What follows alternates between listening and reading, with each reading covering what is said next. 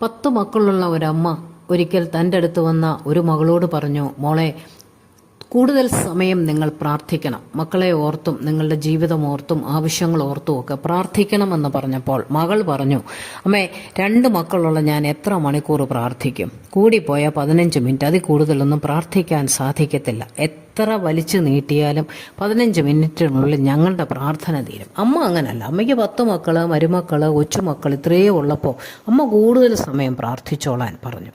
എന്നാൽ അപേക്ഷകളല്ല പ്രാർത്ഥന. അപേക്ഷകളോട് കൂടെ നാം എന്തൊക്കെ ചെയ്യണം? 150-ാം സങ്കീർത്തനം, 145-ാം സങ്കീർത്തനം മുതൽ 150-ാം സങ്കീർത്തനം വരെ ആരാധനകൾ നിറഞ്ഞ സങ്കീർത്തനങ്ങളാണ്. സ്തുതിക്കുകയാണ്, മഹത്വപ്പെടുത്തുകയാണ്. നിന്റെ പ്രവൃത്തി എത്ര വലുതാണ്, നീ എത്ര അത്ഭുതവാനാണ്, ആശ്ചര്യവാനാണ്, ദിനംതോറും ഞങ്ങളെ വഴി നടത്തുന്നവനാണ്, നിന്റെ സൃഷ്ടിയുടെ മഹിമ എത്ര വലുതാണ്. അങ്ങനെ സങ്കീർത്തനക്കാരൻ പറഞ്ഞ് ദൈവത്തെ ആരാധിക്കുന്നതായിട്ട് നമുക്ക് കാണാം.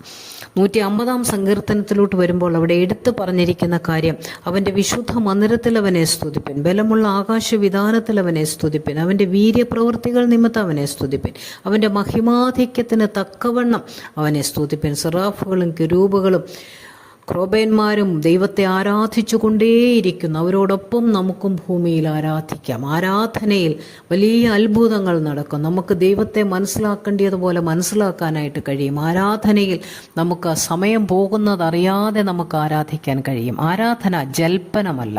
ഏതെങ്കിലുമൊക്കെ കുറേ വാക്കുകൾ ഉരുവിട്ട് അട്ടഹസിച്ച് കുറേ ശബ്ദ കോലാഹലങ്ങളുടെ നടുവിൽ നമ്മൾ കുറച്ച് ആരാധിച്ചു എന്ന് ചിന്തിച്ച് നമ്മളോട് തന്നെ നമുക്കൊരു സന്തോഷം തോന്നി നമ്മളിൽ നമുക്കൊരു തൃപ്തി തോന്നുന്നതല്ല ആരാധന. ദൈവനാമ മഹത്വപ്പെടണം.